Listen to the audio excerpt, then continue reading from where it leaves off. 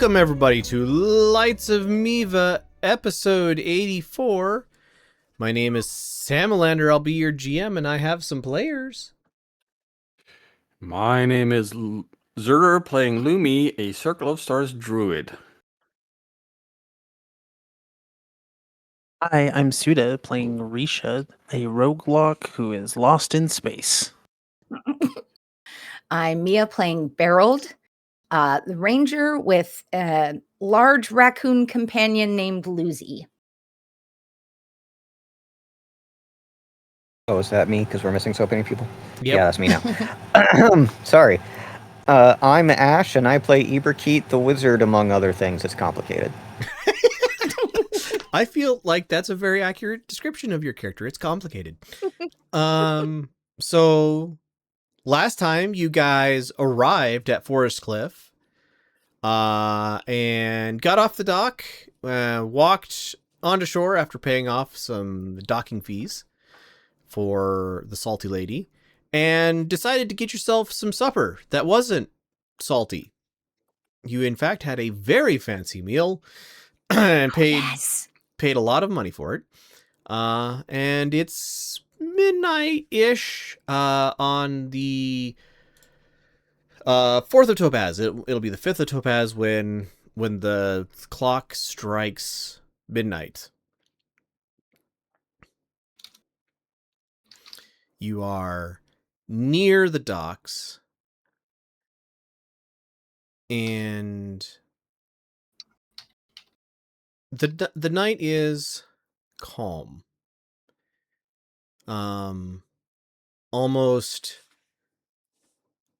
Almost like you're all like, why is the ground not moving? The ground should be moving.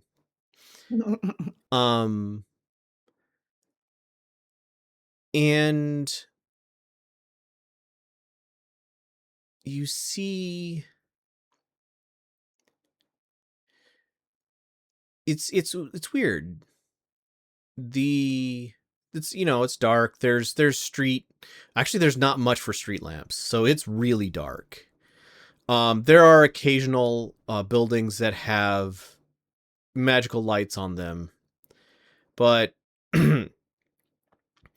as you are standing just outside the restaurant, you get that it can't be dawn. It's getting lighter out, but it's getting lighter too fast, and the light is coming from the wrong direction, and it's getting way too bright. And you look up, the clouds overhead are illuminated by some very bright green light. And this green light tracks overhead faster than you can spin around. It goes from west to east, and you see a circular hole punched through the cloud layer in the distance to the east of town. And then you hear a very loud rumbling noise, and then the ground heaves. And I'd like everybody to make a reflex saving throw. Oh. Dexterity throw, please. Dexterity saving throw. Ooh.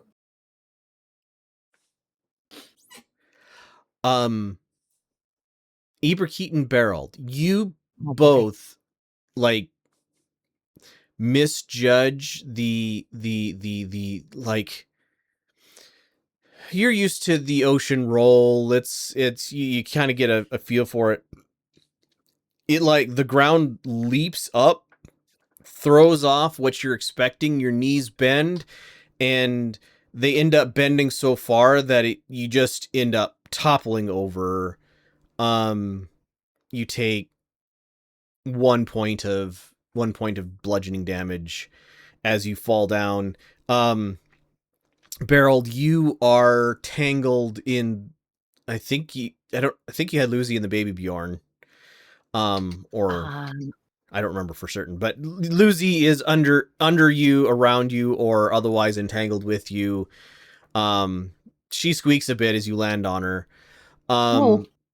Lumi and Riisha, you fine. You ride out the thing,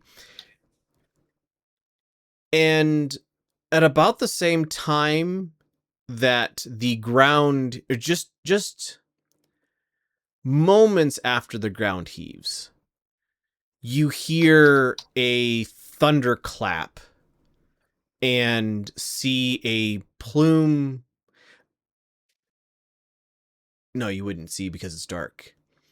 But you guys notice after like 15 or 20 seconds a wave of like dust like comes in and just, it's like a fog, but it is, the flavor of it is dirt. Mhm. And you see a lot of like heads poking out of windows. There's a bell ringing in the distance. The water of the ocean, like the ships are moving up and down as just a big wave kind of goes back and forth across the bay.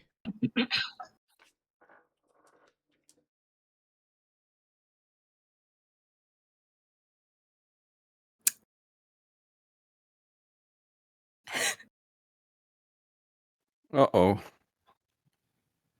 Those things coming down here as well? Or is it that they're coming down here and not there? Oh boy. Lumi will look towards the abnormality in the sky and see if he can find it. So it's a cloudy night. What you do see is off to the east of town, you see a circular hole in the clouds that is like slowly filling in. But it's a nearly perfect circle. Almost good enough to eat. Sorry. I feel like that's a reference that I don't understand or don't get. It is. It's from Sesame Street. It's all good. It's all good. C is for We are cookie? still. Yeah. No. It doesn't matter. We are on the ground right now, right? We are not on the boat. Yes, you are on the ground. Okay. Some of you are more on the ground than others of you. Okay.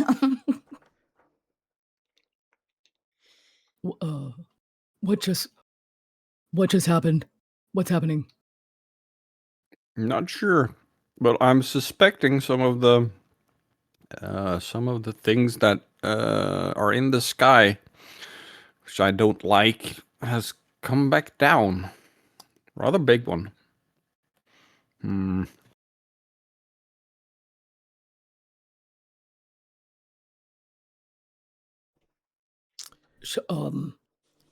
Should we go toward it or away from it? Depends. Are we going to try and befriend it?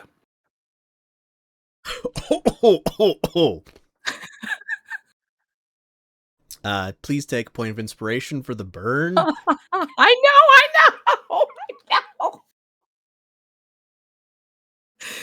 Does anyone lack inspiration? Because I got it already. Game doesn't even have a burned condition. Oh.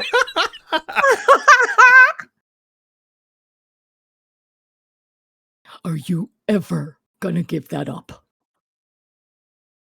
He's never gonna You let it didn't go. hear. Oh God. Depends if you're gonna try and keep befriending things that obviously does not belong on this plane of existence. Hey, I Just- resemble that. Beraald just starts grumbling and tending to Lucy. After a little bit, We're going towards it tomorrow. After a little bit, you guys see on the eastern horizon, kind of over top of the city walls, you can start seeing light growing. It's still it's midnight. It's midnight of the 5th of Topaz.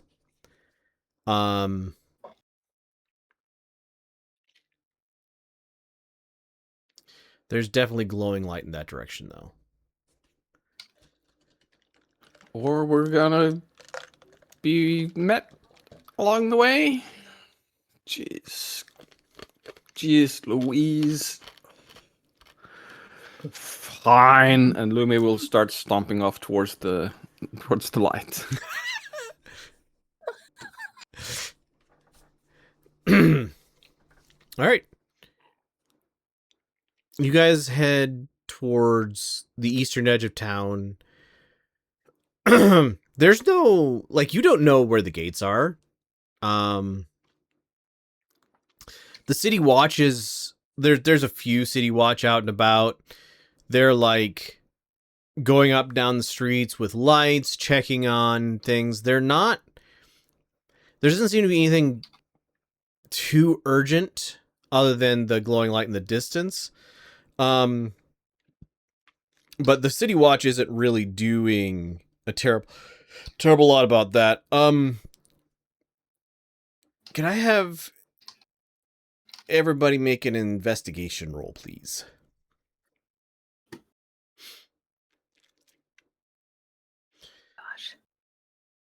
Gosh. Dichotomy of man here. Who gave my seed back? So, with a 27, Eberkeet, you have no trouble finding, like, spotting, oh, the gates are going to be in this part, like, over here, and here is a stairwell up to get on top of the, like, walls. The walls are wooden palisades, which, to your guys' eyes, is, like, the equivalent of building, like, your house out of marble.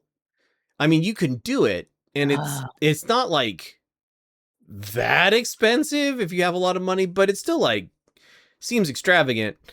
Until you guys work your way up. The gates are closed, closed and locked and guarded.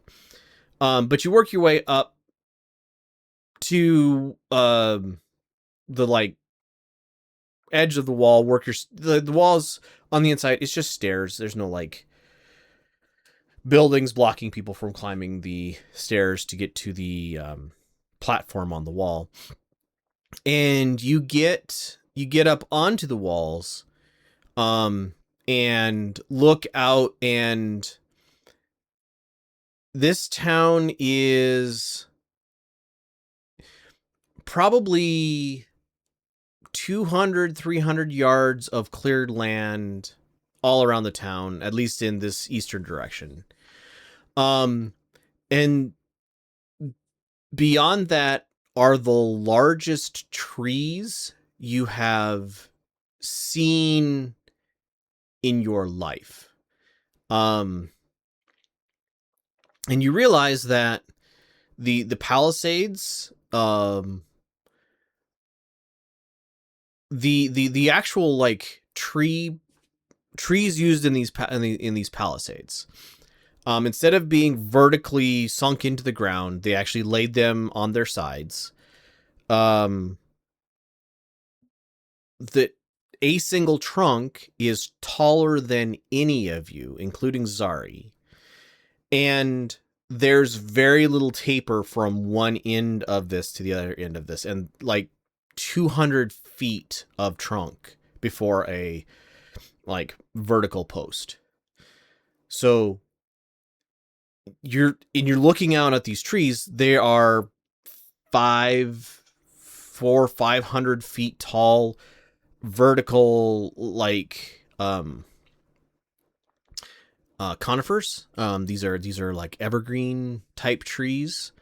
But they're by far the biggest trees you have ever seen. And in the distance past this forest, visible on the horizon, you see the start of, or not a start, you see a fire that is like licking its way to the top of these trees and just pumping out huge plumes of smoke. The fire at the very center is burning green. Ooh.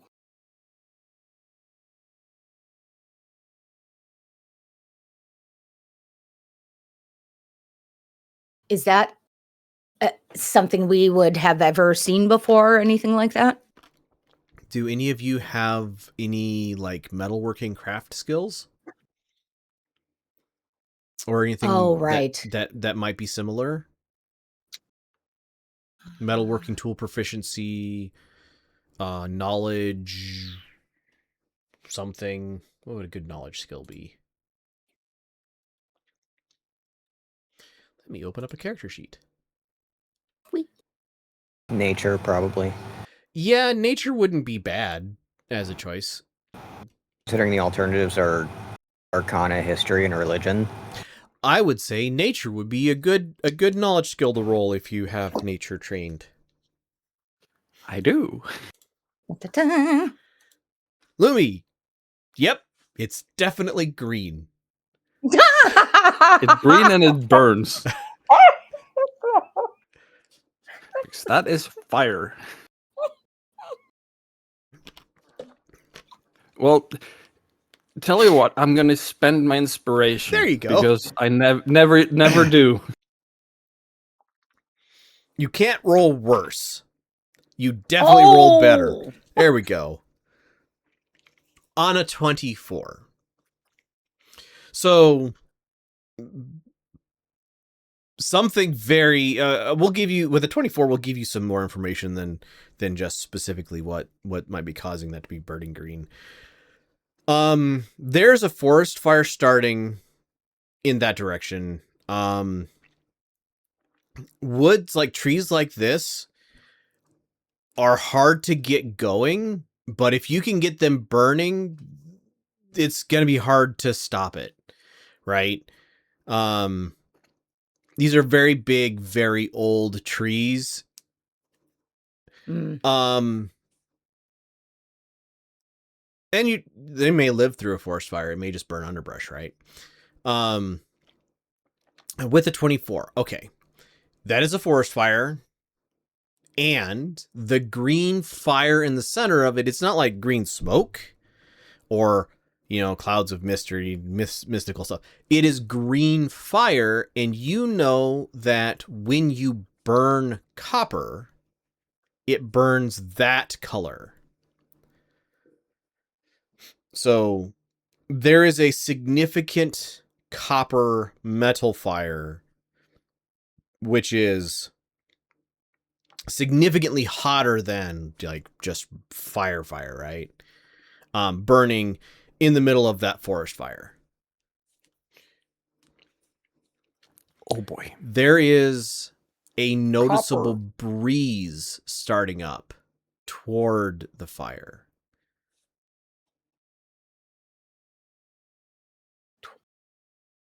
Oh. So from the west going to the east, Yep. through us towards the that. Uh-oh. That's a copper fire. So Lumi, Oh. with a 24, you feel that breeze, and yeah, your first instinct is, uh-oh, that fire is hot enough. It's basically acting as its own chimney. It's pushing hot air out the top so hard that it is pulling air from all the way around it towards it, feeding the fire.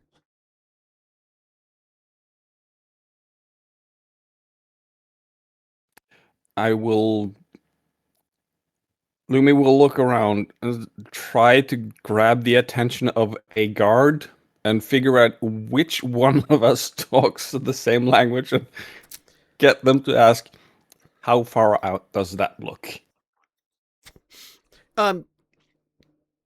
You wave a guard down. Most of the town guard are walking around the streets. You see some people who look more like looky-loos than actual guards. Okay with a looky-loo, or do you want an actual like person in armor and with weapon?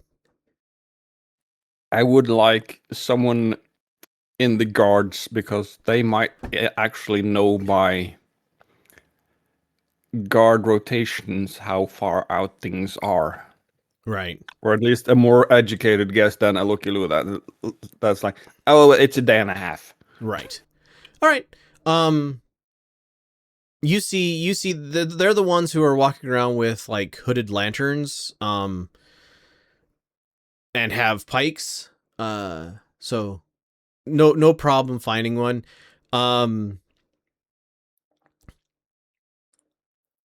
You yelling at them gets the curiosity of one of them.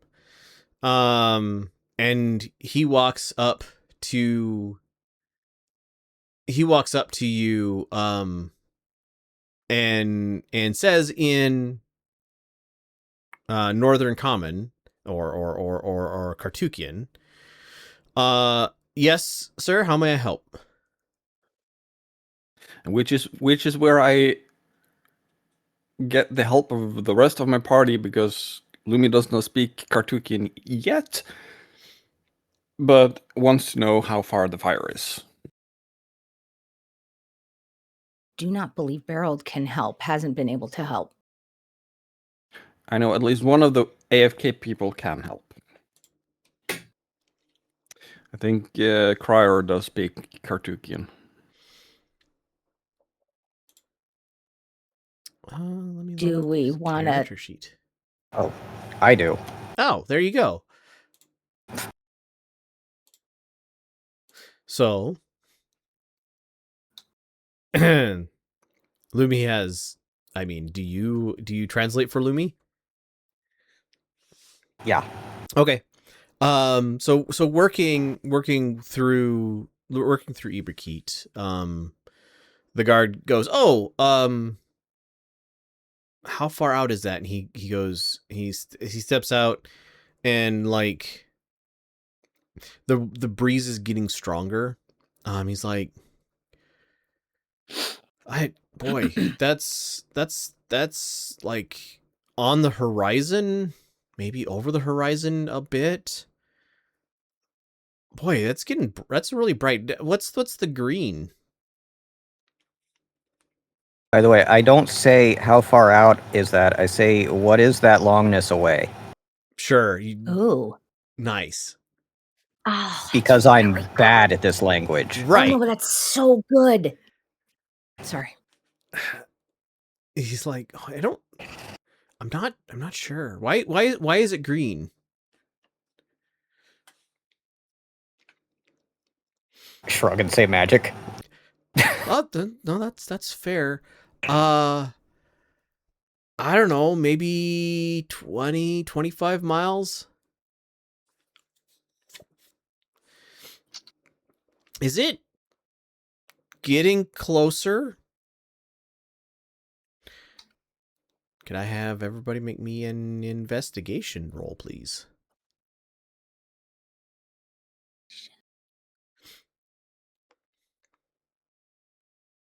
Well, it's not as good. It's unacceptable. You're lower than Riisha. All right, Iberkeet and Riisha. That fire is growing perceptibly closer. With a 25 and a natural 20, Riisha, it's actually the green portion of the fire is a little smaller, but you're not sure if it's because the yellow part of the fire in front of it is getting brighter, or if it's because the green part is getting smaller.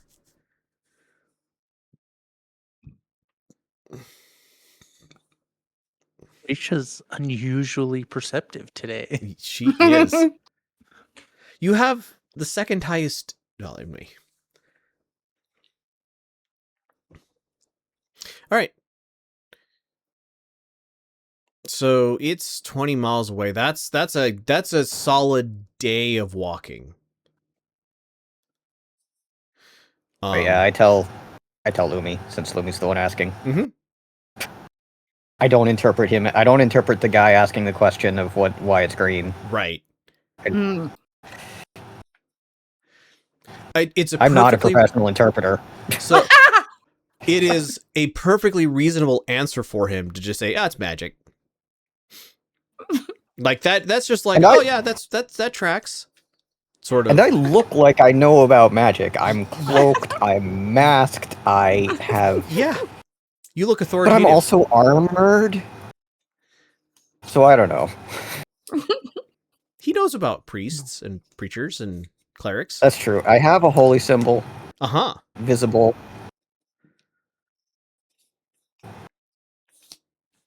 Day of walking, and is it getting closer? Oh, jeez. Oh yeah, it is. So by the time we get there, it might only be half a day of walking. Yeah, so the choice is sleep and hope it's half a day walking, or start walking and it being half a day walking and we're exhausted. Oh boy. How about we take a nap? When you say a day's worth of walking, do you mean like an actual day of walking, or the amount of walking you would do in a day if you were traveling? An amount of walking you would do in a day if you were traveling. Okay, so we wouldn't be exhausted. Well, That's you only haven't like 8 hours. slept yet, so you would be exhausted because you didn't sleep tonight. Okay. We're running on like That's fair. 16 hours awake, and Yeah. we're needing to walk potentially for another 4 hours. Why didn't we sleep on the boat? You because it was We like did last night. Last night. It was one of those things where you get to the end of the journey, but it's like the last. You ever been on a road trip where the last like hour of the journey takes 10 hours? It's like that, only literally, because it took like Yes. 10 hours for you guys to get a few hundred, like a mile or two from offshore to the actual dock. Yeah. It's like that figurative thing that happens only literally. I guess 16 hours is a perfectly reasonable amount of time to be awake if you're not expecting to have to be awake longer than that. What's happening? Accurate. All right. So, So no nap. I just fell down. I'm like twice as old as you all. I could use like a little nap. Yeah. Let's find someplace that my stomach is so full. Oh, yeah, I'm thinking we nap and go at it at full focus, full concentration, because I'm getting tired. And Ibrikit, would you mind asking the guards if things get really bad, if they can come find us and ask for an inn near here, please? Ibrikit, just real quick, could you ask for them to tell us right before things get really bad? I think that would be a little better for us to, not wake up in the middle of really bad. Stop Okay, looking at me like that, Lumi. I tell the guard I tell the guard what Lumi says in broken common, and then I add on what Beraald said. And I don't know if they understand me, because that's kind of a complex series of things for me to be translating. You perceive the guard looks like he's distracted by, you know, the forest fire going on in the distance. He's only half paying attention. He's like, I think the Color Animal Inn's open. They were finishing up. That's just like, and he kind of waves vaguely over to the like southwest from where you guys are. You're currently on the wall about here. Yeah, just like up the street that way. Just stay on the main streets. You'll find it. Take a right when you. Boy, that's getting brighter. Is that getting brighter? That's getting brighter, isn't it? I should probably let somebody know. And he like just ignores anything else you say and walks off. Also worth mentioning, I perfectly understand everything he says because I'm listening through comprehend languages. Oh, Which is not helpful for me learning to be better at this language. oh, that's so. Because it's translating it for you. Mm-hmm. So you're listening in French, but you're speaking in English. Ugh. Or you're listening in English and speaking in French. Something like that. All right. I think the Fanes are cooler than being French, but that's just snap. Yeah, we're like Russian. We're like Mongolian steppe dwellers. Accurate. That Yes. 100%. Actually, not so my version of Mongolian steppe dwellers are actually the orcs, because they are shepherds in a high steppe, but yeah, not far from the truth, at least. That's so cool.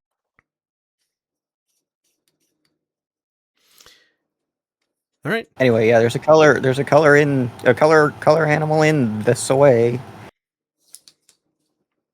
Good. Did we establish now that Lucy and the group can all understand each other at all times? Yes.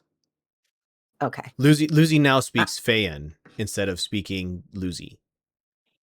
Okay. I was gonna ask, like, is that like a tongues effect? Can she just speak with anyone, or is that she's speaking Feyan? No, she's speaking Feyan. Okay.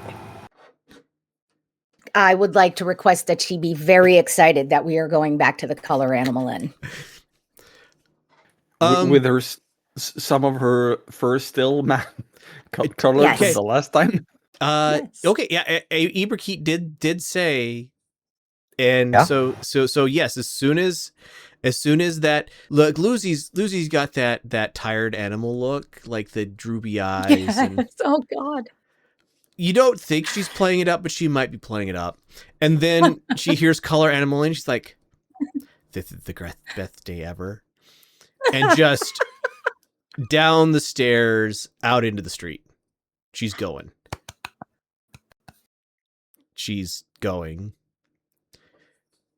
Beraald. Okay. Lucy. What? They said Color Animal Inn. Where did Yes. where did they say it was? Hold up. Wait. She's like 8 blocks away about the time you got her stopped. She's yelling to get. Hold on. Now we have not. Color Animal Inn is a franchise, so Correct. dumb question. We have not been here before, so she has no No. idea. She has no idea. Yeah.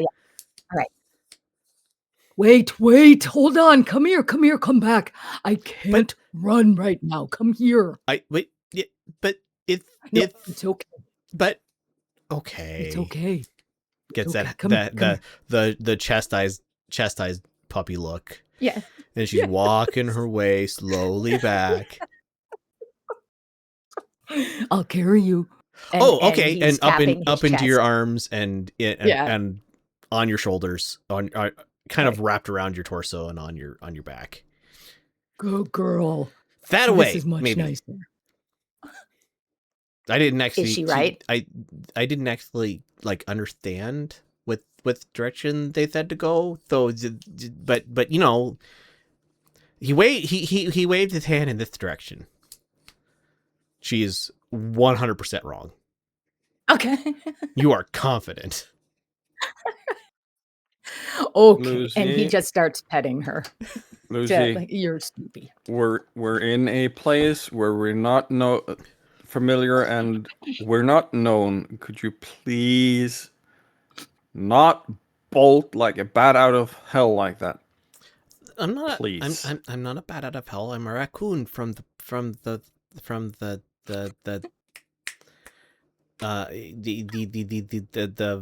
oh shoot, the Badlands. Yeah. No, not Yes, you not a bat. are. Bats are a different mammal. Yes. Mm. So please avoid acting like a bat out of hell. Besides, I can't fly. Good, we have established that you are not a bat out of hell. Oh, okay. Please refrain from acting like one. This away, and she points. Beraald, knowing it's not that away, you start walking, and she's like pointing, and as you're turning to go up a side street, she's like, the hand is pointing, like rotating. Yep. I think you're going the wrong direction, Beraald. I think, and she's watching as Lumi's like leading, and Ibrahim are like okay. leading. I think It's okay. Lumi is second in line behind Ibrahim, like, or probably next to. Mhm. So It's okay, you you're guys sleeping. by far and away, because boy, that I don't need to keep speaking in the accent. Because she has crawled around. She was on your back looking forward, but when you went the air quotes wrong direction, she crawled around onto your front and is looking backwards and pointing. So you guys all see the outline of a auroch Oh. on, you know, the sign out of one of these buildings before she does. Please tell me And- it is or isn't blue.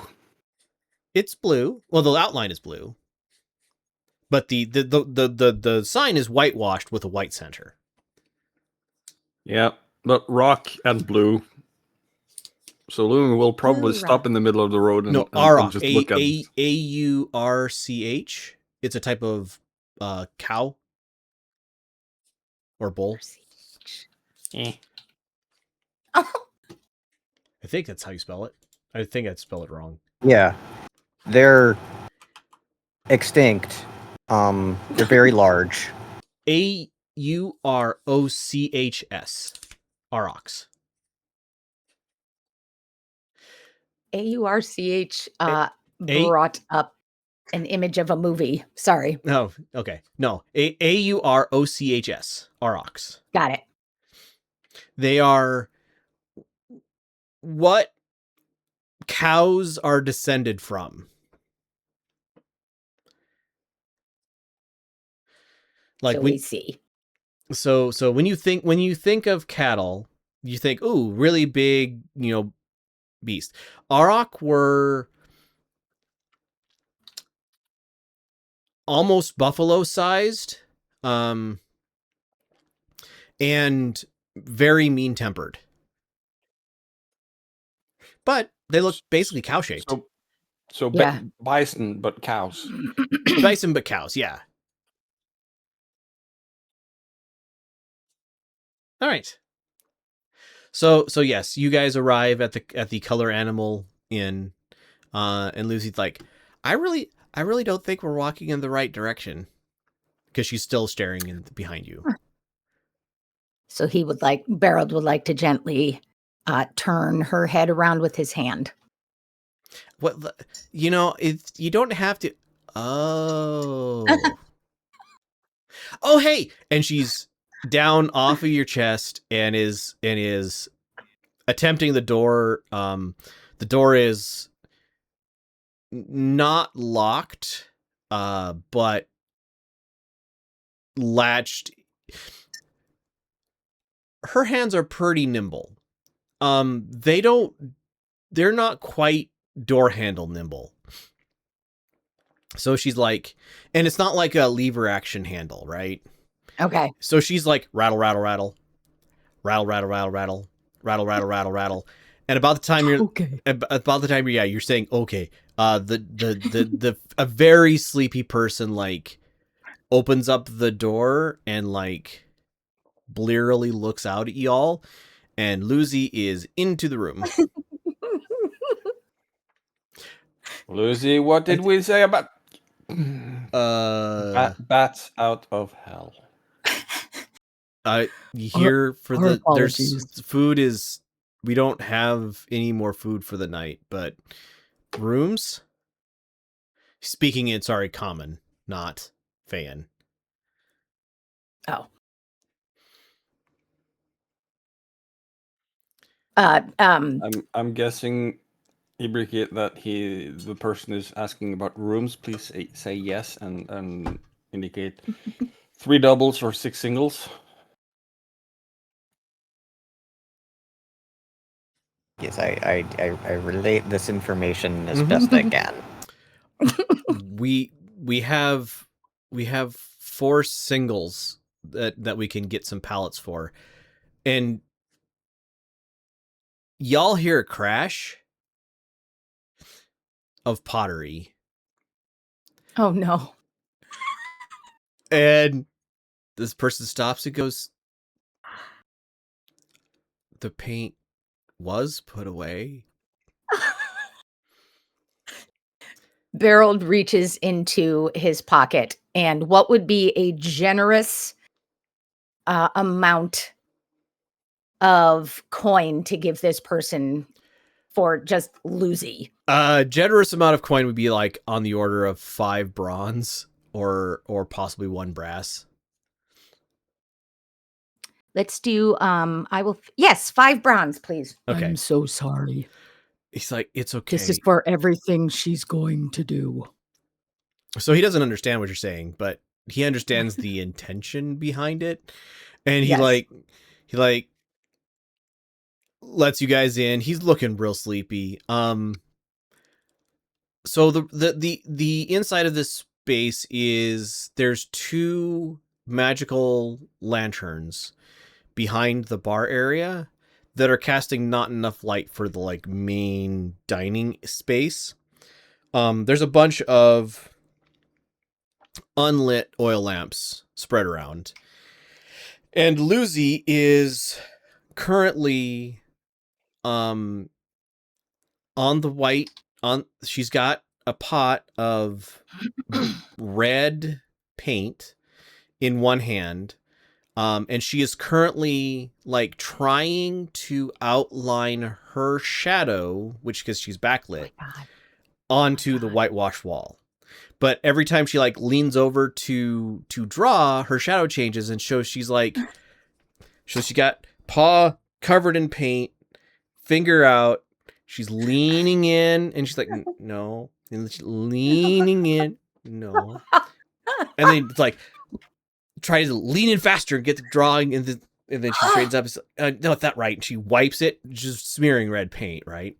And then she's leaning. So this is what's going on in the background. He's like, okay, so you want all 4 of the rooms, or Yes. okay, and 2, 3. I mean, she's the raccoon's pretty big. Do you want a pallet for the raccoon as well? I look at the raccoon, and then I say yes. All right. That will be 5. So it's I said 4 rooms. So it's 4 bronze. Words are hard. 4 bronze for the night. And he goes and grabs some keys. He's like, I'll get Total? somebody to bring up some more bedding. That's the total. Yes. one Okay, per room. I give him a brass and take my change. Okay, you get 6 bronze back, and 4 room keys. He's like, I'll be up with some extra bedding in a minute. It's on the 2nd. 3 of them are on the 2nd floor, and the 4th is on the 3rd. I explain the less than ideal circumstances to the group. Mm-hmm. I'll go high. I have ideas. Thank you. Lucy's like, this is harder than it looks. I think I got it though. Maybe we'll try again later. Remember, we're going to take a nap. Oh, Lucy, oh right. Lucy. Math. Bat out of hell? Question mark. I don't think Beth can draw. And I'm glad Beraald we looks at- I'm glad we've established that you can do things bats out of hell can't. Can we please stop imitating bats out of hell? As he grabs his key and start shuffling up the stairs towards the 3rd floor. Beraald would like to scoop Lucy up if possible and just whisper to her, He is in a bad mood right now. I will explain idioms to you tomorrow. I'm not okay? an idiom. I'm smart for a raccoon. Yes, that's right. You're smart anyway, but you're also, you know what? Let's take a nap and we'll explain the difference between idioms and idiots also. Oh, okay. That sounds like a good idea. Okay, good girl.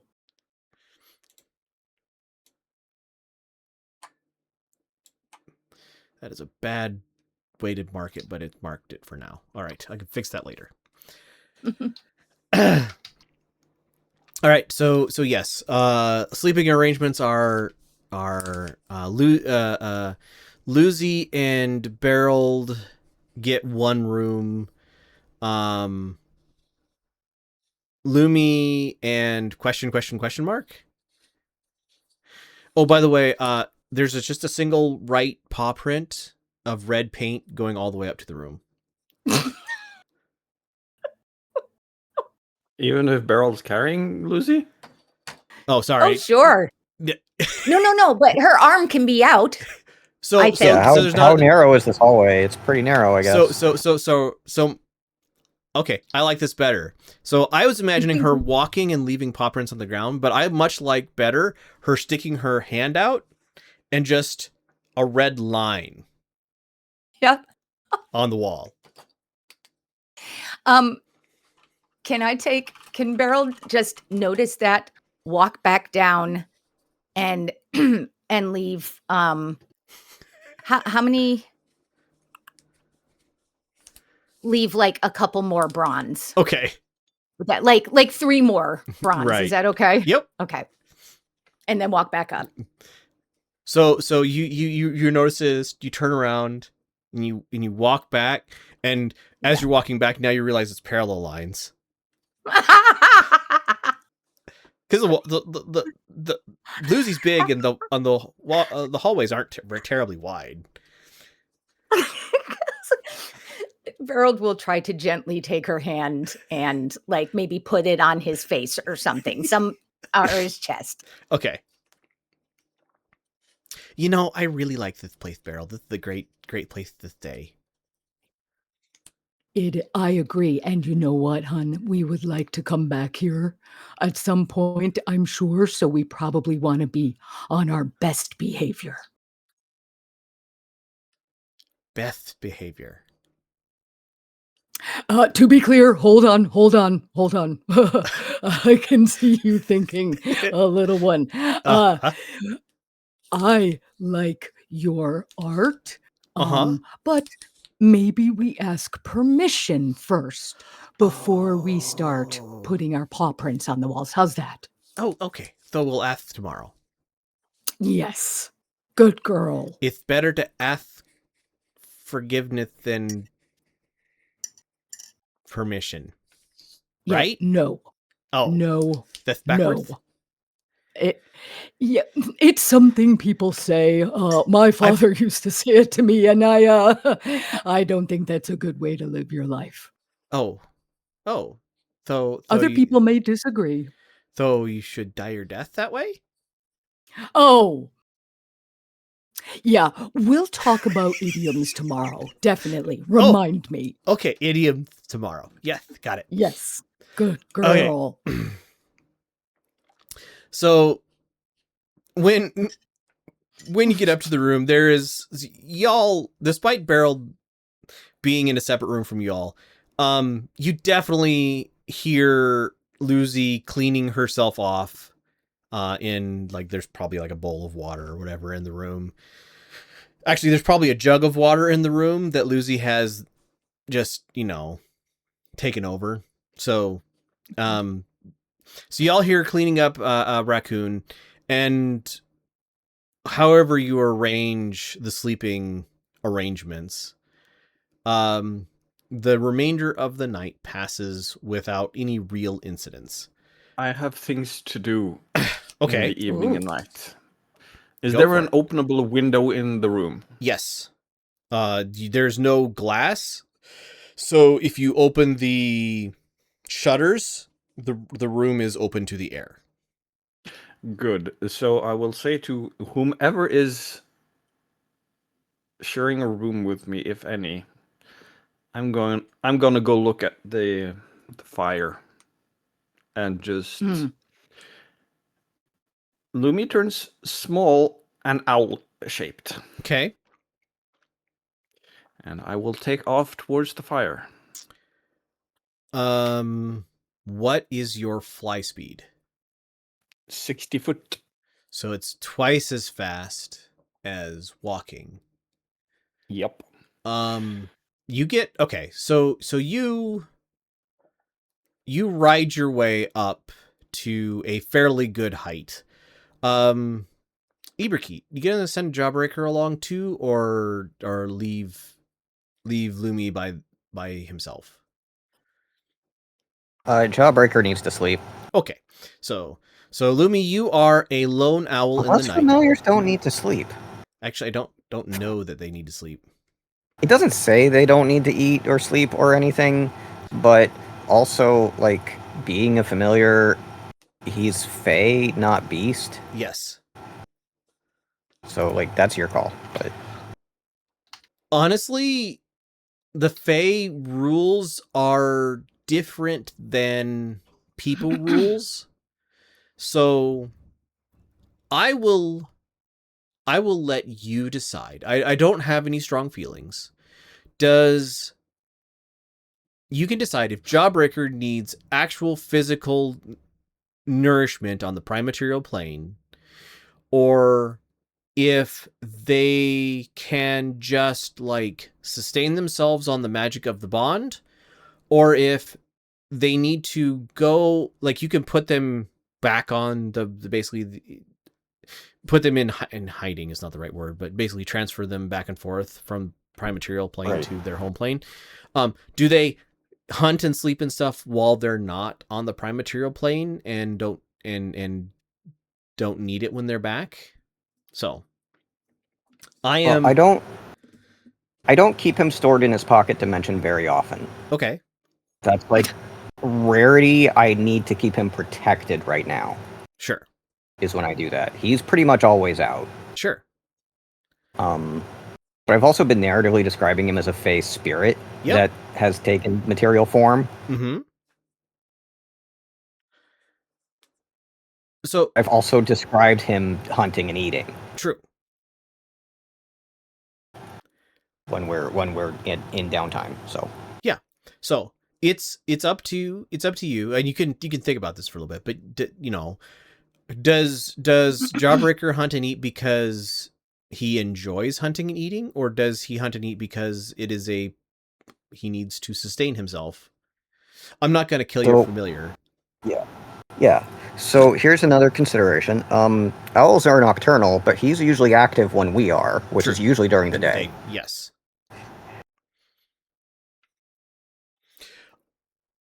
So like I've definitely imagined him sleeping when we're sleeping. Right. Sometimes. Mhm. But so I think he's sleeping. He's sleeping. Okay. All right, Lumi. I think he's probably sleeping while I'm sleeping. Yeah. You like there is a noticeable wind blowing in towards the forest fire. Which will significantly increase your speed flying towards the forest fire. It is a 7 or 8 hour, like it is a multi-hour flight to get there. Wow. Like, this is not just, oh, you can pop over and pop back, right? Because you only move twice the speed plus whatever wind helps. And whatever wind helps you get out there will slow you down on the way back. So it would be a multi-hour flight, just judging by what you can see when you get up, higher in the atmosphere, right? To get to the forest fire, from here. I can sustain an animal form for 4 hours per charge, Right. and I'm willing to spend both and willing to waive any rest because Lumi is curious. Okay. So we'll come back to Lumi in a minute. If anybody else has anything to happen before your character goes to sleep.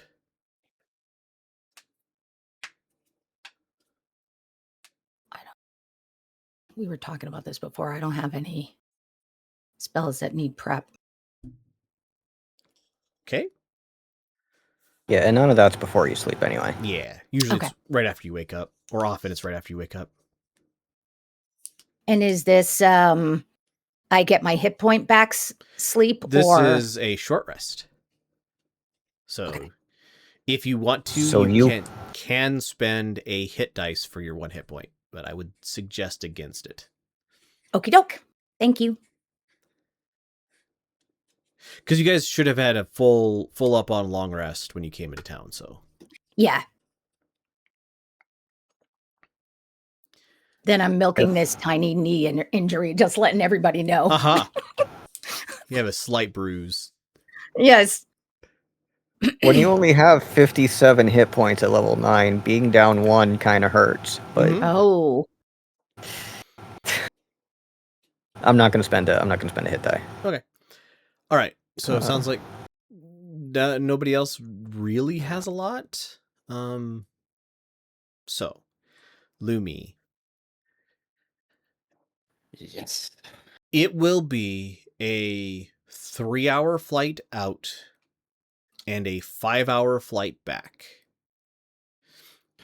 Yep. And I'm also willing to dash all the way back to maintain some semblance of return speed. Like I'm offering exhaustion levels. So there is so long distance travel. I have generally ruled that if you try to sprint, basically double dash over long distance, you end up getting so exhausted that you just have to stop and take a break, and it averages out to no faster than you can just cover the distance. Because you're not a marathon runner. I mean, you're in good shape, and y'all are in good shape, but this would be a marathon to equivalent to running a marathon after having been up for 16 hours. I guess I could give you maybe an hour off of the return trip, but I'm going to have you roll Constitution for levels of exhaustion. Because you're picking up at least 1 from not Yep. sleeping. Yep. So, all right. Well, so you fly, and the wind is like noticeable. You fly, it is a 3-hour flight out.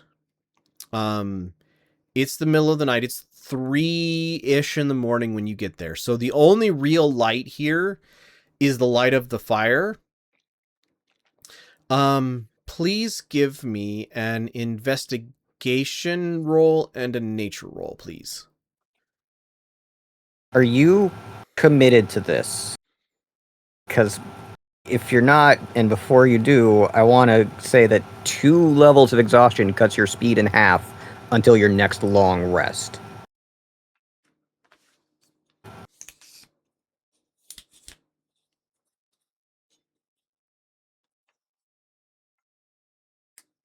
I do have Great Restoration. Okay. That's a fifth level spell. That is a 5th level spell, and it has a expensive cost too, but all right. So maybe not the sprint on the return, but definitely he's going out there. Okay.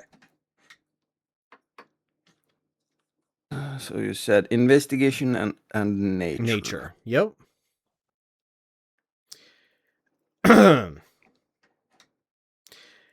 Someone got my seed back. You have advantage because this is visual and you are an owl.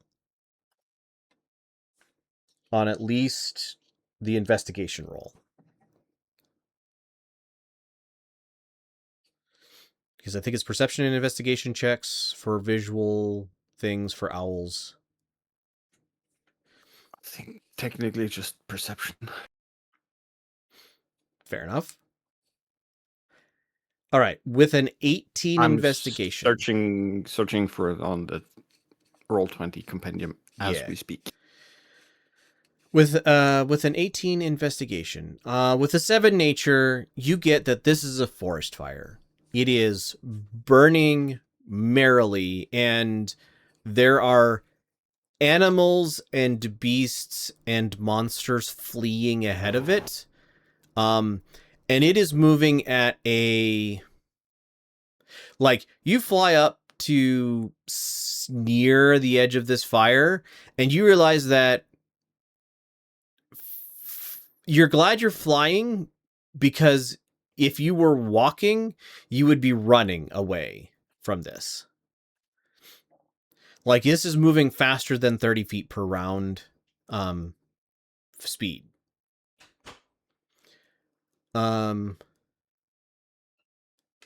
Only advantage on perception checks relying on hearing or sight.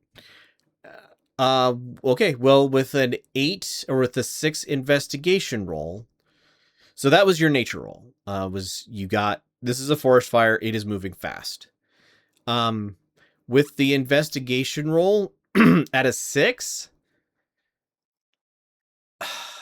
It's a forest fire, it's moving fast. you can see the green glowing in the middle of this, but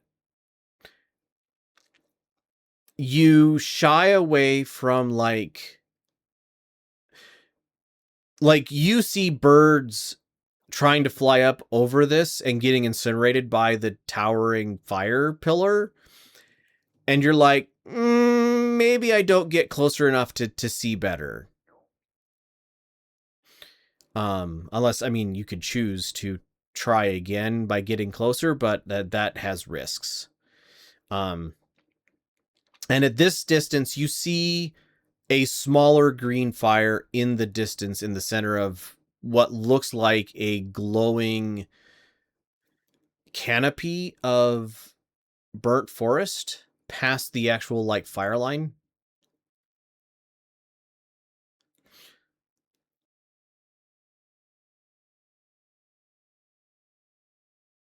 So a small green coppery colored fire in addition to the inferno of Yes. yikes. Yeah. Thank you. And there are like as you're like getting there and then turning around and starting to fly back, there are, well, you think they're birds flying out of this forest that are as large as a giant eagle, but you're like, not really recognize that bird, but it's a big bird. And it is one of those things was like, that's a big bird. That big bird is flying as hard as it can away from this fire. Maybe dangerous. Maybe now is the time to turn around before Right. I get engulfed. Yeah, so I'm heading back. Okay. So then it's a 5-hour flight back. So as the rest of you are completing your short rest, waking up, you got to bed at midnight. So you're waking 8 a.m. is a really decent time to wake up. Was anybody sleeping with Lumi? I think we had one room that did not have 2 occupants.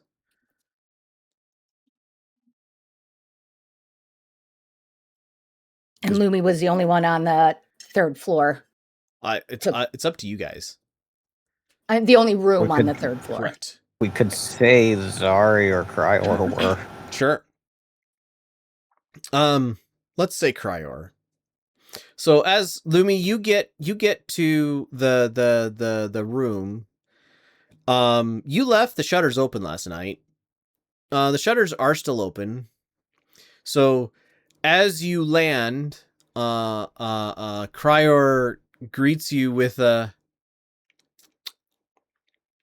I don't know how Criior would greet you. Honestly. He says something very Criior as he sees the smoky, like, there are wisps of, and you had to land and like turn back into an owl again at some point in the flight.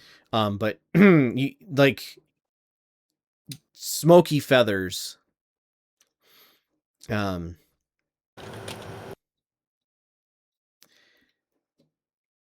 rest of you wake up.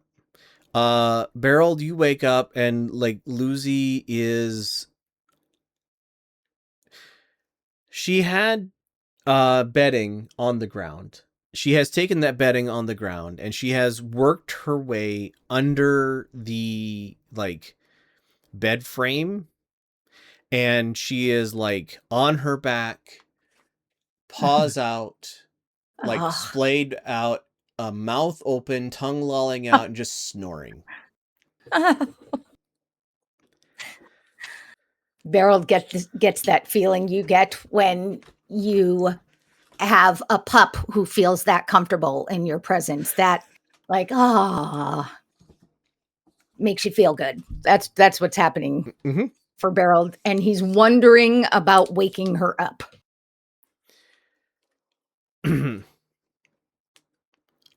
You can if you want to. She is she's under the bed. Yep. Only real accessible part of her would be probably her tail sticking out. Okay, so we are. Here's a question: are we like ready up and at 'em immediately? Yeah. Is that the idea? It's 8-ish o'clock. You guys have had a full night's sleep with the exception of Lumi, who has picked up a level of exhaustion. Are we all going to go downstairs to eat? Basically, I'm wondering if I just want to let Lucy sleep, and I'm just trying to determine whether if it's possible, if we're going to hang out and have breakfast, Beraald would like to let her sleep through breakfast, or as long as she does. If we're not going to have breakfast, then he'll wake her up. So do I ask the gang? That's Is not that- my answer to your question. Friends, do we think we're going to have breakfast? Do you think that would be the plan? Breakfast, yes. Any more dilly-dallying, no. All right. So I am making a decision. Beraald is letting her sleep. Okay. When Lumi says that, Beraald, you get a distinct whiff of wood smoke off of him. Oh, what you want to tell us? What, like, let's all go downstairs, get some food, and you can tell us what you saw, smelt. You look rough. Oh, thank you. Yes, tea, please, and tea for the road. As he almost thuds his head against the wall going down the stairs. Oh, Breakfast. Have we ever? Go ahead. Oh, I'm so. It's just a question. Have we ever established before that, like, Lumi, would it be possible for Lumi to stay in a small form? And I've got a Bjorn. All right, you know what? I'm gonna ask this. I'm just gonna ask this in character. Lumi, would it be possible? I'd like to offer. This may be weird, but you are welcome to rest in my Lucy sack here if you would like while we're heading out. Obviously in a small form. Only if you can carry me as I'm me, because I spent all my energy getting there and back. Ah. I'll get back Thanks for to the you. offer, but I'm good.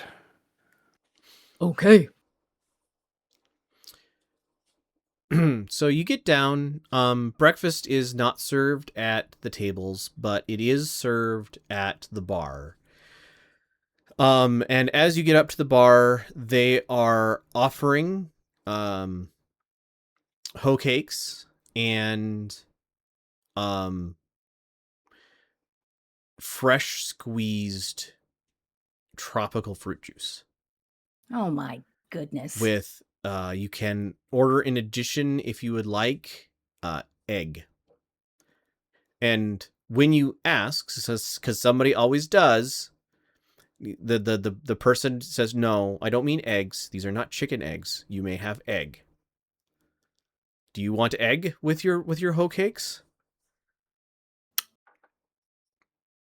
Yes. Okay. One order, hoe cakes and egg coming up. And he yells at this is the same person as last night. Looking, they probably have a pallet that they sleep on the floor behind the bar. And so Beraald, getting there about first, you are given a wooden plate that is probably 16 inches across. So it's bigger than dinner plate size, right? It's not quite like pizza plate, not like pizza size, but a good portion of pizza size. And so there are 4 inch and a half diameter corn hoe cakes on it. And then next to them is a 12-inch circular egg. Looks like it filled an entire pan with it's sunny side up. The white is cooked through, and it has a 3-inch tall yolk on top of this egg. Hoe cakes and egg. I suggest using the yolk as sauce. It's really good. Okay. Anybody else? HO. Tea, caffeinated hot, and leaves to go, please. Tea? I think we have some tea. I don't have any started. Can you wait a few minutes for me to get something on the boil? Usually people ask for coffee, not tea in the morning. You've got until that one eats up his hoe cake and egg, and he points at Beraald. Oh, so lots of time then. He goes rummaging in the back for something to make into tea. I am 3 teas. assuming someone's been doing some translating because Yes. logistics. I'm just assuming Riisha's going to want a tea, and I also want a tea. So Okay. I'm gonna say 3 teas 3 teas. when I do the translation. Riisha Lumi does is- want a tea. Lumi She's is also trying gonna- to buy more leaf tea to bring on travels because everything he had either got too stale or drunk on the trip over. Risha's also gonna make the joke. Yeah, I don't need any hoe cakes. I've got enough hoe cake right here. She slaps her backside. Okay, so this was what I was wondering. How are we spelling this? HO. Is this some kind of dish that everybody but me knows? Is this a thing? This is a dish that I Heard of know. it. It's actually HOE. It is HOE? I just looked it up. I mean, that's what Google corrects it to. Okay. So, I mean, maybe Okay. not. Let me It's a cornmeal pancake. Yeah. They're also known as Johnny cakes. Johnny cakes. Okay, got it. Thank you. Post a link. Actually look pretty good. They Yeah. are tasty. Like I like them. I always forget to eat right before these sessions, and I don't know it is why you always the think that's worst thing. important. It is important. You make me hungry. They're made with buttermilk. Uh-huh. God. Okay, everyone stop. We're moving on. Buttermilk and cornmeal, and they're like a little more savory than classic pancakes. So Oh, a yeah. little more filling. Less fluffy. I though. mean, I love cornbread. I love grits. So yeah, give me the cornmeal. All right. So he comes back with a pot, and he pours through a teapot that he's got with a like towel that he's holding the handle on, and he's got a strainer in his left hand, and he sets out 3 ceramic mugs. These are these are not like porcelain mugs, these are ceramic. Sets out 3 mugs, pours the hot brown water through the strainer, and he goes, you have to let me know what you think. Don't have a lot of options for tea. He sets the mug on. I think there's enough for one more there, and he sets the pot next to you, Lumi. The smell you get is strongly of mint and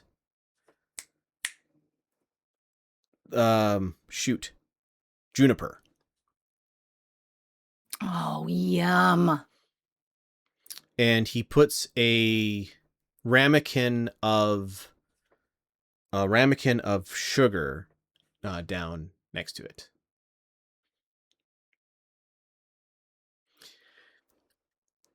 Beraald, this egg is a lot of food.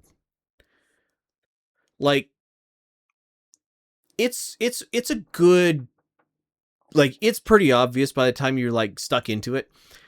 Yep. The reason it's a 12-inch round is not because the egg wouldn't spread any further than 12 inches, but because that's how big the pan that it was fried in is. Oh my goodness. So like the white is a quarter of an inch thick. You get about halfway through this, and you're like, you're having that thought in the back of your head, like, this is more food than I wanted. At which point you have a small paw pulling on your Okay, pant good. leg. Okay, good. Oh, hi. Hey, good morning. I thought I'd let you sleep. Do you want to help me out here? I have more food than I can eat. Oh, Ther, could you put it on the floor? I'm a little. It was late last night. It was.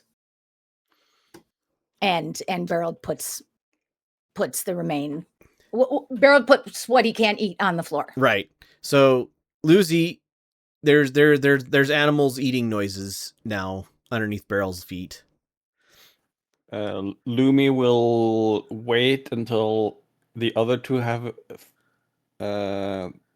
put the sugar they want into their tea, and then he will put an unhealthy amount of sugar into his. So a normal amount of sugar. Got it. I've been going back and forth in my mind if he just took an unhealthy amount or just emptied the thing into his cup. Tomato. Yeah. So yeah, this is you asked for caffeinated. You're not sure about the caffeine content of this, but this is an herbal tea. It is mint and juniper herbal tea. Probably fresh mint and probably dried juniper.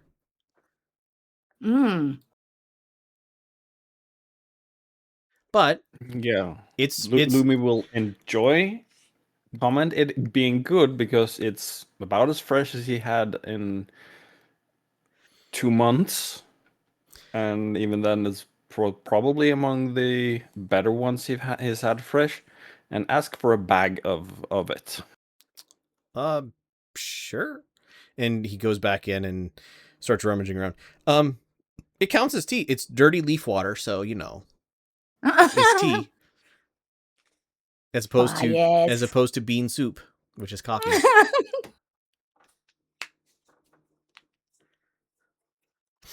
All right. So about a week's worth of Okay. tea. That's you get he comes back with a pouch. Breakfast for those of you drinking tea, it was like 5 copper for the pot. The actual like week's worth of tea is gonna be a single a bronze. And then for everybody who eats hoe cakes but no egg is 5 copper, and if you eat egg as well, it is a total of a bronze for breakfast. So Lumi will grab a brass and put on the counter. That covers it. That covered all of us. I'm pretty sure. Yeah, no, that absolutely covered everything. I did not hear enough to exceed 10 bronze. So, that's covering everyone with a generous tip. Yeah. So about the time everybody's finishing up their breakfast, Lucy is pulling on your pants leg again, Beraald. So her face is yellow. Oh God. Because you can't eat runny yolk neatly if you don't use utensils. Correct. So her face is yellow, and she like muzzle and everything. She's like, Tho, can I go back to painting now? Yes, No time. We need to go. Oh. And Lumi is actually moving towards the door as he says that. Are you thir? You're thir. We can't paint. I am going I'm to. sure not now. Please hurry. Okay. And she specifically gets up on her back legs to walk so that she can have that like arms down, kind of dejected, head down, arms waving back and forth, like the toddler does when they're pouting as hard as they can, but they're still coming along. Yes. So, if we're all heading out the door, what Beraald would like to do is say, oh shoot, I left something in the room. And grab Lucy, and as they're heading out, Beraald would like to run to the wall and have her stand there, because he saw what she was trying to do. Have her stand there, and he will paint a quick outline of her on the wall for her. And then the plan would be to catch back up. Right. So that is what I would like to have happen. It's they're not far behind you, Lumi, when they get outside. The air is... So if you didn't guess, I spent my night going out to the fire and seeing what's up, as he looks extremely tired. So there's a small thing that's burning with the green thing now, but the forest fire is an extreme inferno, and he will try to describe the birds he saw just as these big MFs were going at maximum flap to get away. Could I have everybody give me a perception check, please? Maximum flap is beautiful. You can thank Summer for that expression. Oh, I love it. I need to name something maximum flap. In the after game, we can tell you the story behind it. Yay, thank you. Does that include me? Yeah. At disadvantage, but with the plus 13. Roll a 1, and the result is a 14. Uh-huh. So everybody except for Lumi, who needed a 15, notice on roof peaks and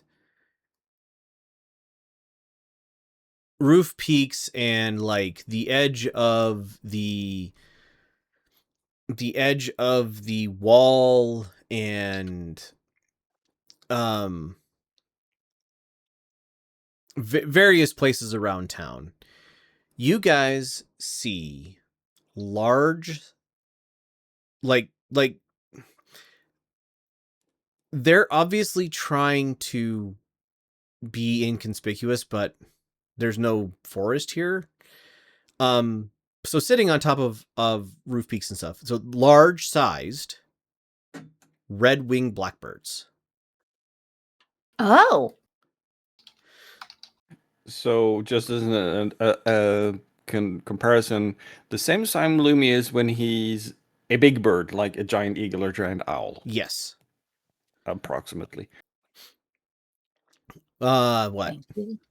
20-foot wingspan, 30-foot wingspan.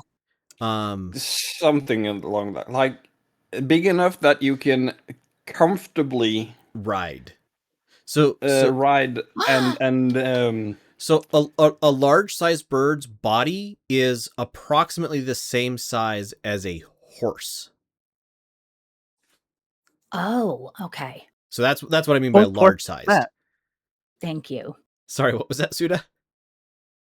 Whose horse is that? But yeah, these are then they're sleeping. they're even bigger than Lumi because he Mhm. was a giant owl, and they're medium. Red wing, but they're red-winged blackbirds. So They don't have antlers, right? they don't have antlers. Okay. You're gonna have to tell me this reference after the game.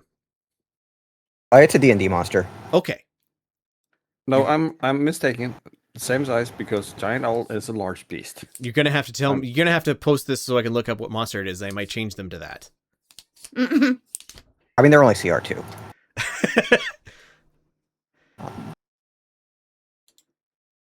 What monster are you talking about? Now I'm curious. Periton. Pariton. Hold on. I'll just give you Or is the... it? Nope, I'm not gonna offer. That is really interesting. Peryton.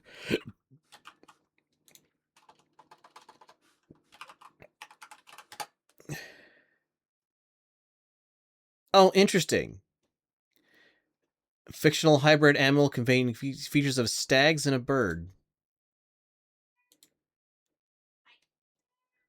They're Never Sorry very to reach derail. feeding on humanoids. And I don't like it. Yeah, no, they're not good. You can see why I was mildly alarmed. Yes. They're only medium sized. Oh, they're only medium. So And they're these- only the size of a person. They're only the size of a person. Yeah.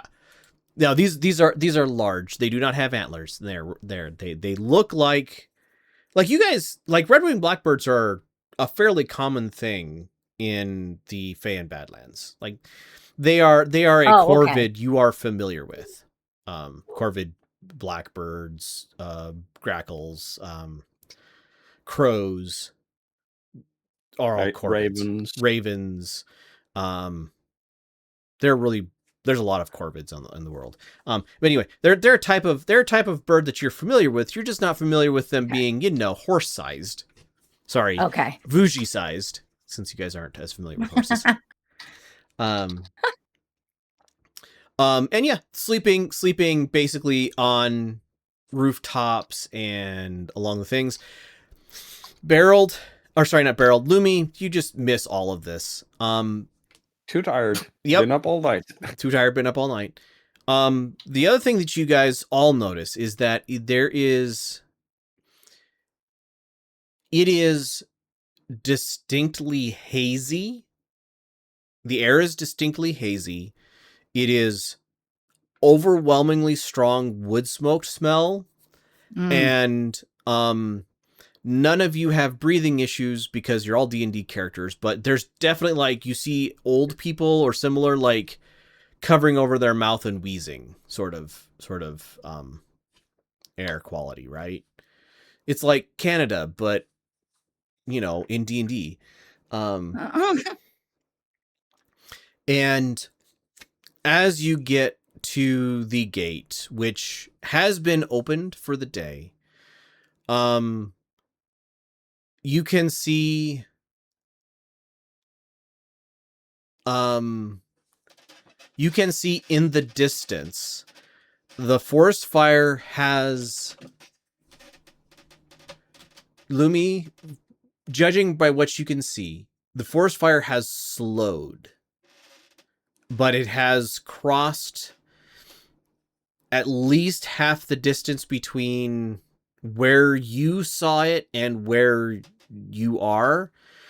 And there are crews of people going out with, like, lumber equipment in a hurry towards the edge of the forest. And there's already, by 8 a.m., you can already see people, like, out at the edge of the forest with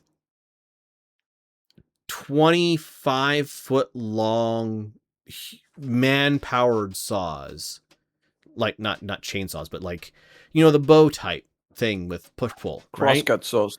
Crosscut saws, right? Like, these are big enough. They have, like, 3 people to a side, or at least 2 people to a side, right? And they are currently just cutting down trees at the edge of this forest. And there is a crew with a giant elephant, and I don't mean just an elephant that is very big because it's an elephant. I mean a creature type giant elephant. That's at the edge of the forest, that has a, like the lengths of this chain, judging by the distance and everything else, the length of this chain are all, like, the size of a person's torso. And there are people, like, heaving and pulling this chain and attaching it to logs, and this giant elephant is dragging these logs towards the ocean, which is to your north from where you currently are. And, like, pushing them off into the water as they get there. So there's one crew with a giant elephant, and then there's just, like, 8 or 10 crews that are currently sawing for all they're worth through this lumber. Lumi will comment through bleary eyes. Fire gates. Smart people. They know what they're doing, which I would assume, since there's all this wood around. Did you say fire gates? Yes. Okay.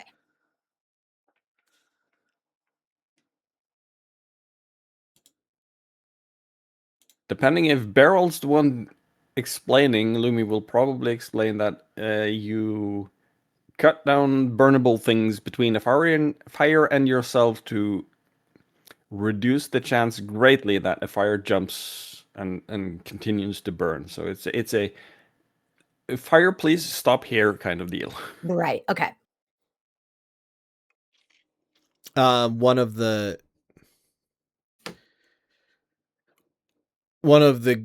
guards looks at you guys as you're, like, leaving the compound, and is like,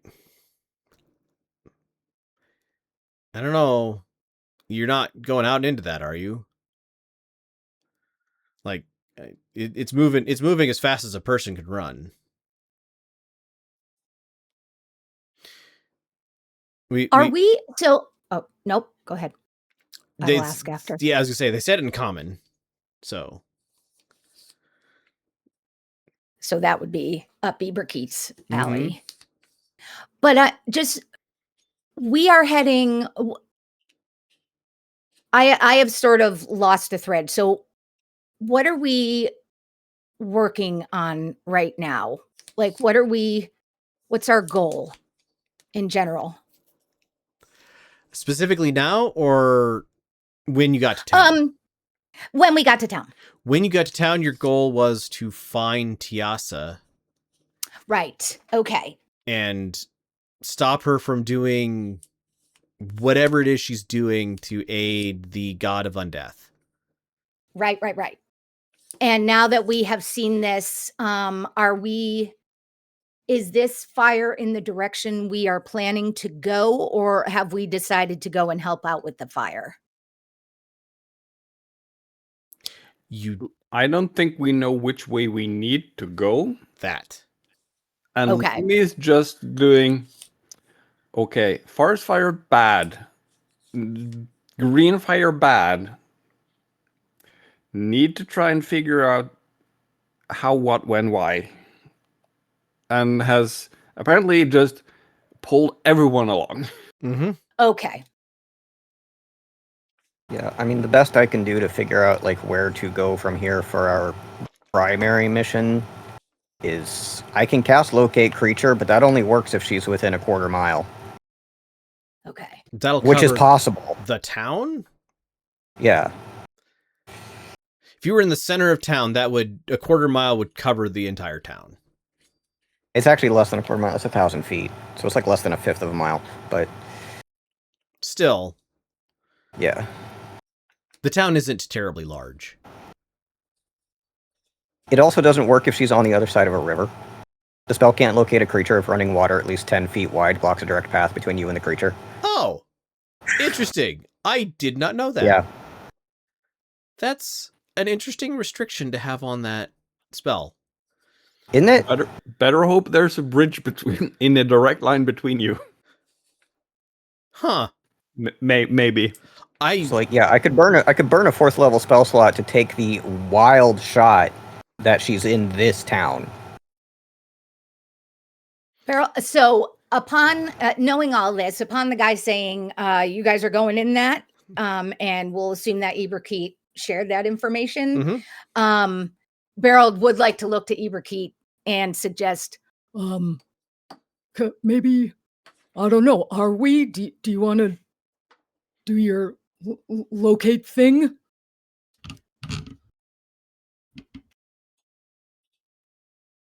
I also kind of feel like, and I mean, like, correct me if I'm wrong, Mia, but I also feel like Beraald wouldn't have, like, a really good grasp of, like, what Eberkeith's, like, spells are and do. Yep. Except for the one that, like, she can do elemental damage. And she can heal now. And she has a lot of magic dedicated to knowing and learning information. Okay. That's her specialty. But like the specifics of how that work, I don't know if he'd know if he'd have picked up on any of that or not. Yep. So would it be so has Beraald seen Eberkeith? Like basically, is Beraald aware that Eberkeith can look for? Is this a common thing? I've definitely done locate object, and I think I've done locate creature since Beraald's been in the party. And I think you guys have talked about the you guys had months on your way here. You would have talked about, like, we can try this and do that and whatever. Okay. But I'm a wizard and I'm highly intelligent, so like I approach magic highly academically. So when I'm talking about it to other people, I dumb it down a lot. So like, I think if we've had that conversation, all Beraald would know is that she's good at divination in particular, but like very good at divination in particular, and that incorporates all kinds of finding out information. Okay. So I think it's appropriate for Beraald to have said that, your look at thingy, your locate thingy. It would be it would be appropriate for him to suspect that she could probably figure out where a person is with her magic. Mm-hmm. Yep. But not to know that that particular spell is so limited to 1,000 feet. Right. Right. Perfect. Yeah. All right. So that's where we're at. Mm-hmm. Yeah. Beraald is unsure at that the we gate. want to.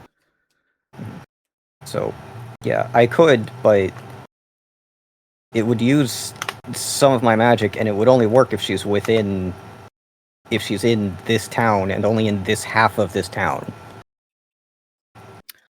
Huh. And then Beraald will look at Lumi and just say, so you're really tired. Are we sure we want to go into the fire? I think the fire's happening now and needs to be dealt with. Okay. That's what I think. Lumi? Would I say it's smart to go in now with me dead tired? No. Would I say it's something we need to perhaps deal with as soon as we possibly can? Yes. Okay. Like, just you saw when the thing dropped last night? The damage is already this big, and there's a thing in there that burns copper colored. Like burns like if you threw copper into a fire hard enough to burn it. And that thing is small-ish, last I saw it, but still in there. Okay. I think I should give some So- perspective.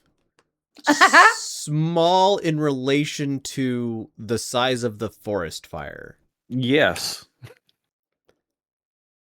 Still probably as big as the thing that dropped from the sky, but small-ish in comparison to a whole ass forest going up in smoke. Right. Just, I want to make sure, people don't get the perspective of small, like handful, right? This is Right. small in comparison to a 30 square mile fire. Okay. Should we check if the town is organizing any kind of specific response to this, and so that we don't just go in and do something very inefficiently when we could do it better by working alongside of them? Beraald points. Beraald does the thing where he points to Ibrahim. Just He goes, yes, that. Probably. It was a 3-hour flight last night to get to the center-ish of this thing after it had gone on for like an hour. Do we think the thing at the center of this is a thing we need to kill? I have no idea. It is a thing that burns green. Copper burns green. Can we Is- get to it? Is it if it's in the middle of the fire? That sounds like something that somebody with some nature skill could know. that's me, isn't that? It is indeed. Wait, no, I have nature. You're not. Yeah, no, you're talking about nature skill. Uh-huh. I have +3 with nature. Okay. Yeah, that would mostly be rangers and druids. Yeah. Uh-huh. Okay. So, can I just ask a question?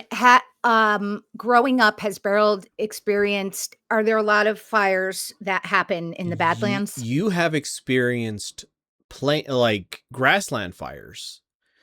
You've never experienced a forest fire because there aren't really forests to like there are coves of trees, but they're this is the biggest forest not only are these the biggest trees you've seen, but these are the biggest forest you've seen. Okay. Well, do like the exception grassland- of the sorry. time when you teleported, but that was just back and forth, right? That was nothing. You don't have a perspective on how big that was. So yes, you would be familiar with grassland fires. Do they get out of control quickly? Oh, Similar. yeah. So Okay, in the fall, you absolutely cannot run fast enough to outrun a grassland fire. Okay. And from your thinking, right? You're thinking, oh, but if you can move through the fire and protect your breathing and stuff enough, you can run. If you have some protection, so you're not like just running right through the middle of a tall pile of burning, you can often run into the fire fast enough to get past the fire line and not be killed by it. Now, that's to say, not that you will get through it uninjured, but not be killed by it. Yeah. And then you look at the giant trees. Right. And you're like, And now I'd like a nature roll, please. Yes, absolutely. So I'm just making canon here why Beraald is hesitant. 11? Nope. No. Uh-huh. Can I use my inspiration? Always. Okay. Bigger number, please. 15. Yay, there we 15. Go. So with an 11, you would have gone, maybe it's not as easy when there's trees on fire. With a 15, you guys would need some sort of protection for breathing and from heat to be able to work through the front of this fire to get to past the front of it, because it's going to be more surrounding than a grassland fire would be. Right. It is furnace temperature. It is oven temperatures for hundreds of yards deep in this forest. So, and low enough oxygen that by the time you're in the middle of it, you're probably not getting enough air. So you would need protection. You would need protection for your breathing, and you would need protection from the heat. To go today and walk through this. That said, I would like two things. Yes. From Eberkeet, I would like I think Ashes probably remembers this, but I would like an intelligence roll for Eberkeet. Just straight intelligence. Mm-hmm. Okay. And for Beraald, I would like a wisdom roll, please.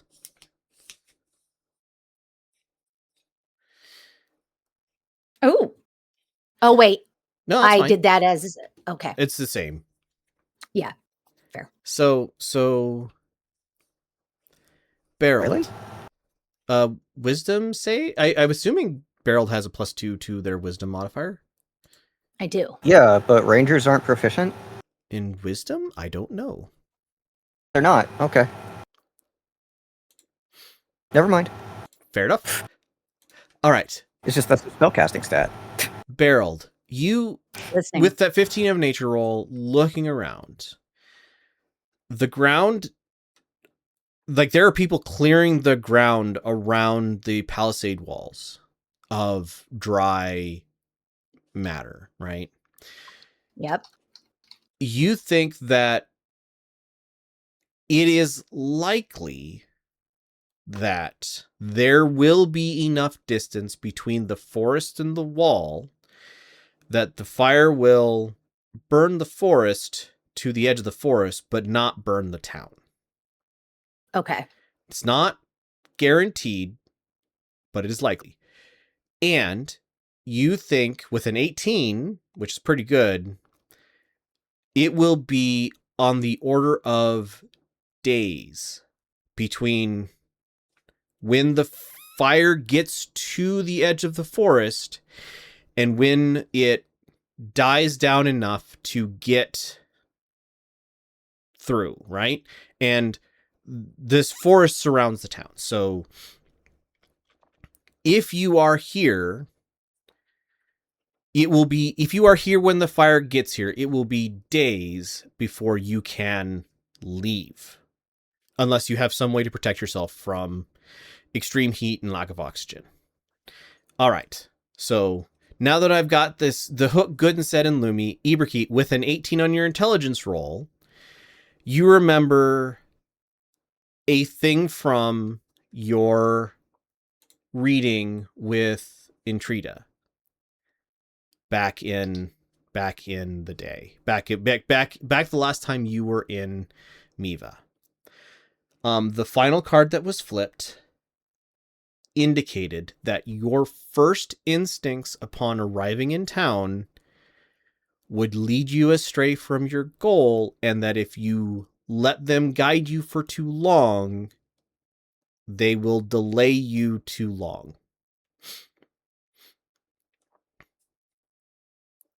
That is where I'll leave that.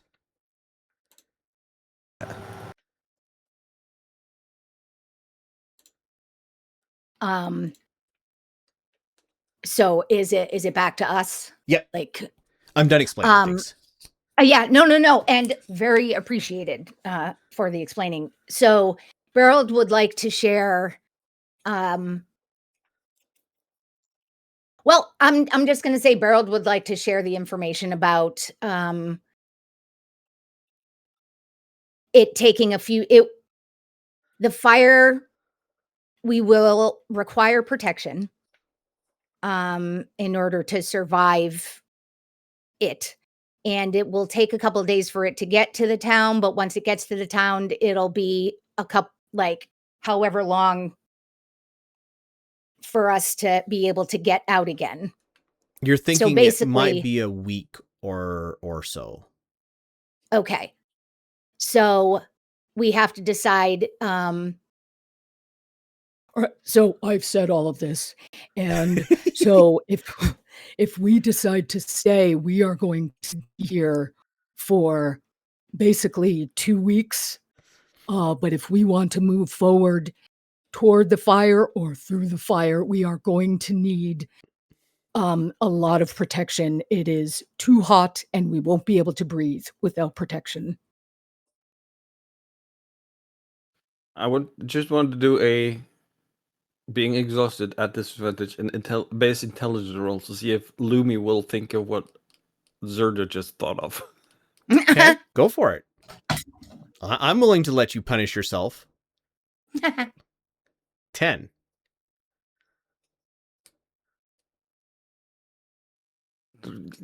I think he's a bit, just a smidge too focused to realize that we're on the coast.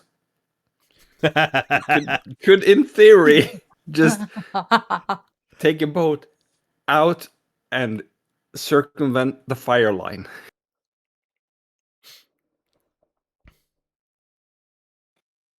That was just something player realized. Then I actually think Lumi would just ignore because Lumi's got a fire focus. bad, forest dying. Yep. We can't stay here 2 weeks. We can't put off our goal for that long. Okay. And No. if we can't go into the fire, then we need to head west or south immediately.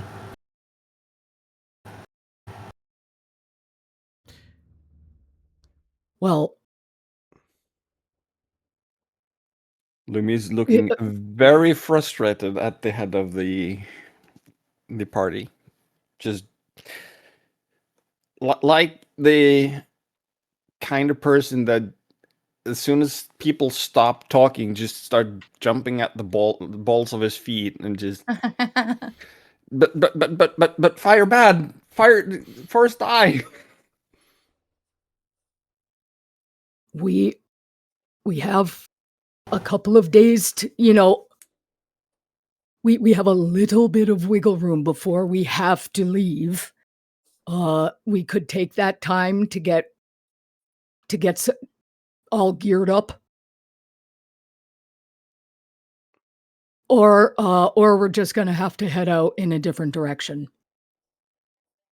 Lumi will probably turn around to look at the natural fire line that they've built between the palisades and the forest, and look at where the saw crews are going to try and figure out for himself, will the city survive? I would like a nature roll, please. Holy crap.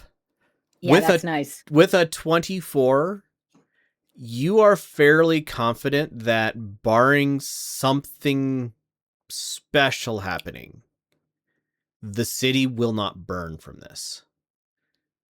Like, considering that the fire itself is making its own chimney and drawing fire through the town, like not passing heat the other way and everything. With a 24.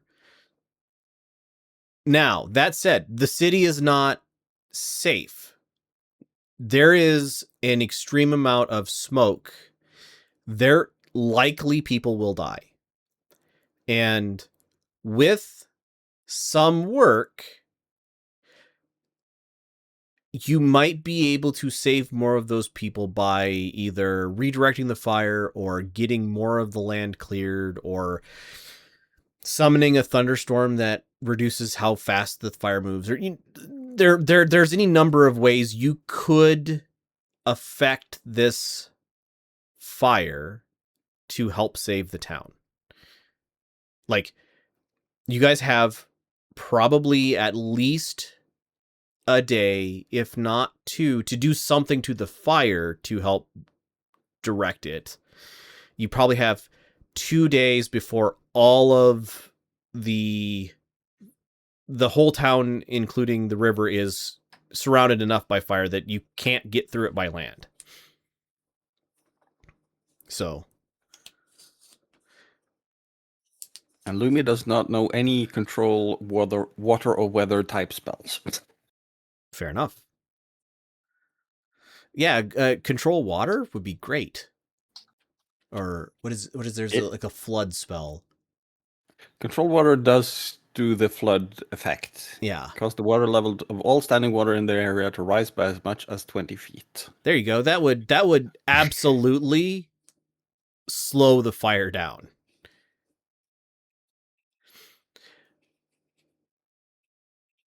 But not prepared. Nope. So, and not gonna do the battle. Lumi did, no, but because he didn't. Okay, so here is, I think, where we're going to end today's session. So Eberkeit's like, we gotta go. Beraald has given you the information of, we have some amount of time to gather information and any equipment or anything that we might need to have before we leave, but we don't have a lot of time. We don't have multiple days. We have like a couple at most. And Beraald, I don't know if Beraald's convinced to let it go or if he can be convinced to let it go, but we can cover that when hopefully we have everybody here next week. So I think we will go ahead and end it there. So thank you to my players for playing. Thank you to everyone for watching. It has been great having you here. Bye.